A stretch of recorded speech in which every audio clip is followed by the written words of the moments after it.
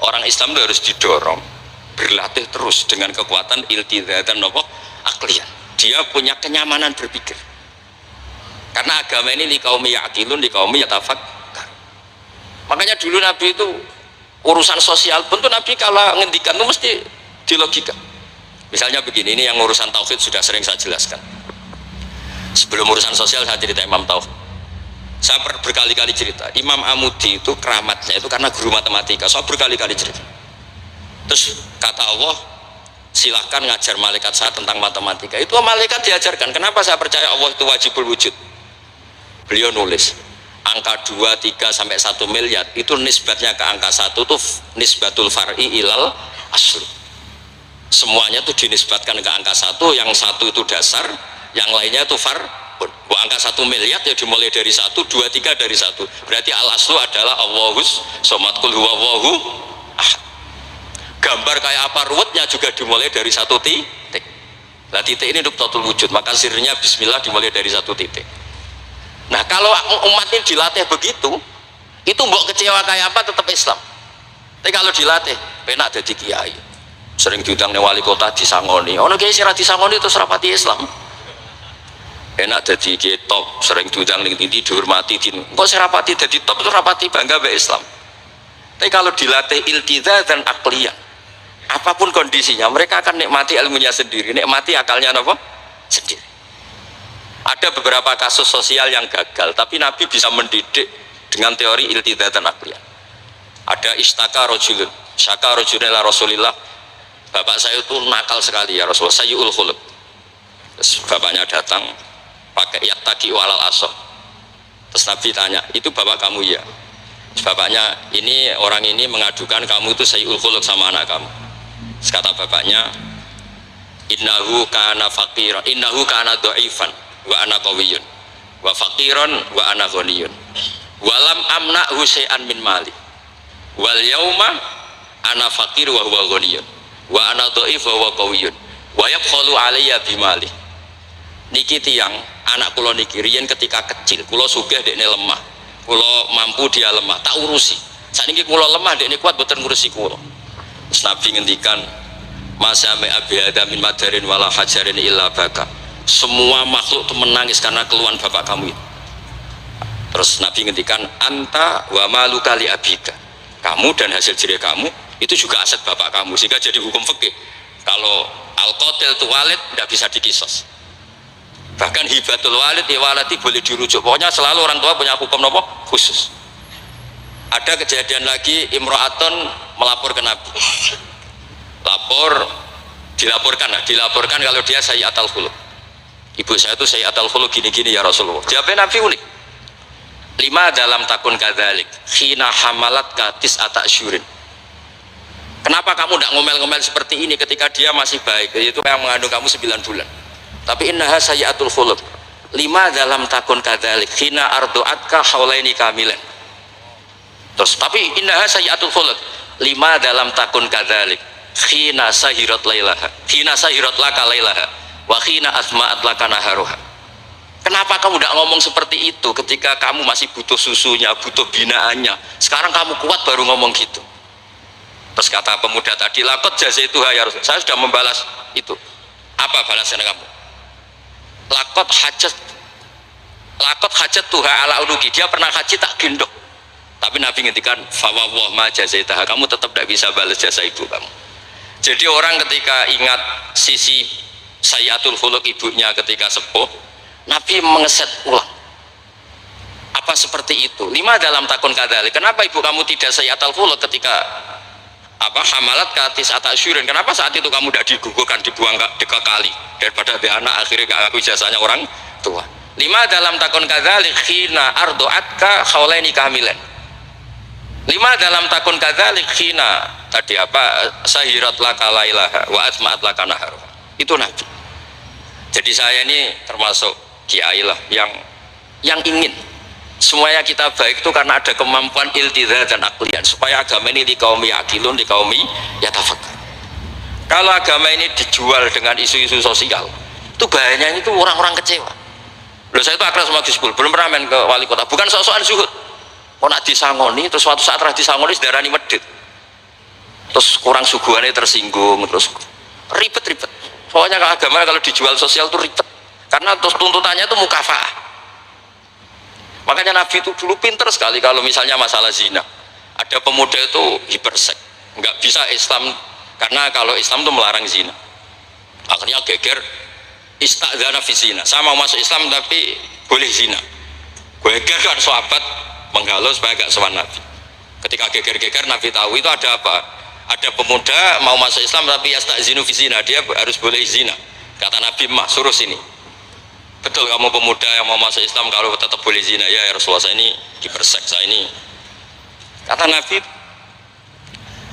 Nabi ngendikan pertama itu atuhibbuhu li ummik, kamu suka anak ibu kamu jadi demenan orang? Ya tidak suka ya Rasulullah. Atuhibbuhu li bintik, kamu suka punya putri yang jadi demenannya orang? Ya tidak suka Nabi. Terus atuhibbuhu li kholatik, atuhibbuhu li ammatik. Terus dia selalu jawab walan nasuhibbuna, semua orang tidak suka kalau ibunya begini, putrinya begini, gini. Terus kata pemuda tadi, demi Allah, saya belum keluar dari majelis Rasulullah, tidak ada sesuatu yang abghada syai'in ilayya min zina. Tidak ada sesuatu yang paling saya benci kayak zina, karena diset. Ya sama seperti kita mungkin yang jadi kiai gede itu dalile al yadul ulya khairun min sufla, tapi prestasi dadi kiai entuk ora tau memberi. Ya sama seperti yang dawuh Pak Sukron Makmun, dulu kiai dulu itu berjasa, sekarang kita itu makan apa? Jasa. Jadi ini ya tadi, karena saya ingat betul di antara wasiatnya Mbah Hamid itu pasti sepupunya mbah saya itu ke bapak saya, ke aku itu soleh-solehku dewe tak golek ridane pangeran, tapi wong dihormati koyo ngene. Kadang kan beliau itu sembunyi karena dengar mau ada orang ngasih uang. Itu yang diceritakan abahnya Mas Arwani Pak Taifur. Mbah Hamid itu sembunyi, ditanya sama Pale, kok sembunyi kayak ngopo? Iku ana wong ngenteni aku pengen kei dhuwit. Lah niku kiai-kiai jarang wani cerita niku, mergo ketoke kok piye. Ndelik ambek wong sing ape ngekeki dhuwit. Mulane kula ana wong medhit iku seneng. Kula niku dadi kiai sing salam tempel iki kathah. 100.000 ya njaluk swarga, 1 juta ya njaluk swarga. Nek Gus Ipul 5 juta njuk dadi presiden, wah malah larang meneh. Mergo logika kula logika sederhana. Nek ana wali santri kok lomo ya tak dhuwit tak nggo apa lah. Riyen Mbah Hamid nek dikei dhuwit macam-macam niku wonten sing tangklet. Itu kan dhuwit yang macam-macam Mbah Hamid. Engko ora ana gunane, ya terus dikasihkan fakir miskin. Nek ana wali santri medhit kula nggih seneng. Ngringakno hisab. Ya ora pesen swarga. Lah itu ilmu namanya. Disenengi wong ya enak, dimedhiti wong ya enak. Mergo wong 100.000 njaluk swarga atok sena salam templek gak nuntut apa kan? Saya itu pengagum Imam Syafi'i ya karena ilmiah. Imam Syafi'i itu ditanya orang. Tadi orang yang cium tangan Anda, yang hormat Anda, di luar tuh ngomel-ngomel ngerasanin Anda. Jawab Imam Syafi'i lucu. Berarti saya wibawa, buktinya depan saya ada berani. Dianggap enteng mohon. Berarti saya wibawa, buktinya di depan saya tidak berani. Ada orang lagi, itu separuh kampung tuh tidak suka kamu. Jawab Imam Syafi'i enak, malah enak arah utang. Berkona seneng macam-macam kan. Man ahsana ilaika faqad qayyadaka wa man asa ilaika faqad atlaqaka. Orang yang baik dengan kamu itu ngikat kamu.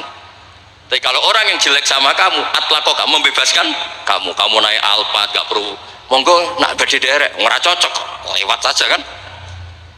Jadi itu Imam Syafi'i. Jadi dunia itu dianggap enteng saja. Ada seorang Habib alim alama diceritain orang. Dulu saya kaya tuh teman-teman main ke sini, tapi setelah saya jadi kuli pasar gak ada yang main ke sini. Dikandani sama Habib itu malah bagus tuh. Nak kancamu sing sugih tetep nilai kue, malah nonton kue pas dadi pangkul guru pasar. Malah kue isin digo delok-delokan. Jadi monggo sing duwe melarat koncone do mirip malah alhamdulillah. Anak sering dolan malah sampai isin perkara digo delok-delok. Itu ulama dulu. Jadi fenomena sosial itu diamati enteng saja. Makanya kalau sering ngajari, nak bojomu ngamuk sing syukur. Nah, kok sakit syukur? Malah raja lu belanja. Nak lagi harmonis malah ngajak ning mall balang malah mahal. Jadi apa ya? Saya tuh ingin keilmuan ulama dulu itu ya kayak hikam. Hikam itu udah ada yang nggak baik. Enteng saja.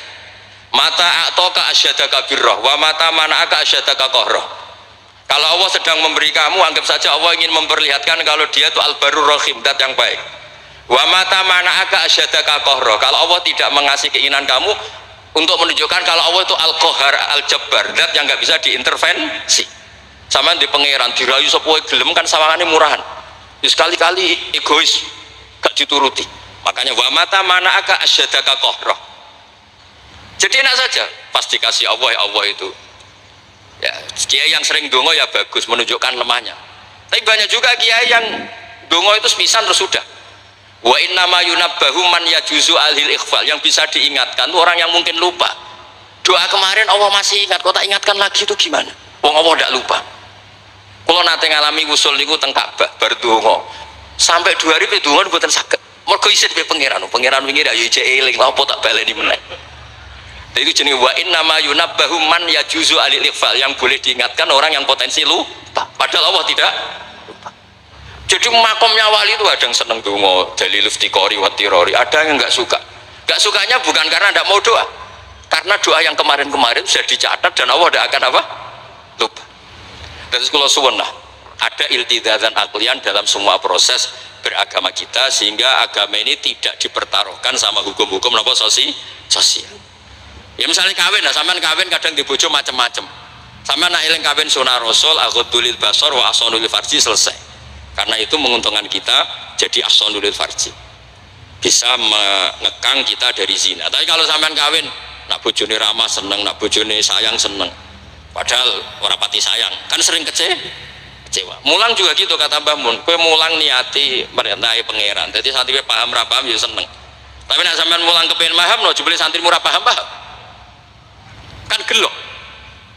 Nah, Islam itu kata Imam Fathul Bari tadi, orang Islam harus dilatih iltizaz dan aklian.